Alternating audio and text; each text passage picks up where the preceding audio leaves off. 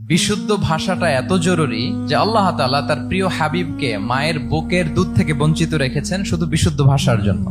একজন মানুষ সর্বপ্রথম কোন জিনিসের প্রেমে পড়ে জানেন? কথার প্রেমে পড়ে। কথার ধরন, কণ্ঠস্বর, তার অ্যাটিটিউড, তার শব্দের জাদু, এটা মানুষের হৃদয়কে জয় করে ফেলে। তো রাসূল সাল্লাল্লাহু আলাইহি ওয়াসাল্লামের এই এলোকোয়েন্স ছিল। তিনি বলতেন আল্লাহ তাআলা আমাকে সর্বমর্ম বাচন ভঙ্গির অধিকারী করেছেন। মানে উনি যেটা বলতেন এটা ছিল very precise in wording but comprehensive in meaning. এটার যে দোতনা, এটার যে appeal to the heart of the people, to the heart of the listener, এটা অসাধারণ। মানুষের হৃদয়কে জয় করে ফেলতো। আল্লাহু আকবার। তিনি এমন ভাবে কথা বলতেন, কথার মাঝখানে পজ দিতেন, মানে একটু থামতেন যাতে করে শ্রোতারা বুঝতে পারে। এত চমৎকার করে ওনার প্রেজেন্টেশন ছিল, বক্তব্য মালাগুলো ছিল, ফলে যারা শুনতেছে ইজিলি মুখস্থ করে ফেলতে পারত। রাসূল সাল্লাল্লাহু আলাইহি ওয়াসাল্লামের সবচাইতে বড় ভাষণটি ছিল বিদায় হজের ভাষণ, খুব সম্ভবত। ওই ভাষণের টেক্সট গুলোকে যদি একসাথে করা হয়, আমার মনে হয় 10 মিনিটের বেশি লাগবে না ওই টেক্সট গুলো পড়তে। তার মানে সবচাইতে বড় যে ভাষণ ওনার, ওটা কত ছিল? 10 থেকে 12 মিনিটের ভাষণ ছিল। আমরা তো ঘন্টার পর ঘন্টা বক্তব্য করি, তারপরেও তো আমরা মানুষের মনকে খুশি করতে পারি না। উনি সেই যে 1400 বছর আগে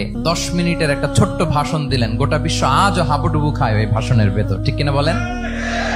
মাঝে মাঝে এমন আবেগ ঘন বক্তব্য উপস্থাপন করতেন, সাহাবারা অশ্রুসিক্ত হতো।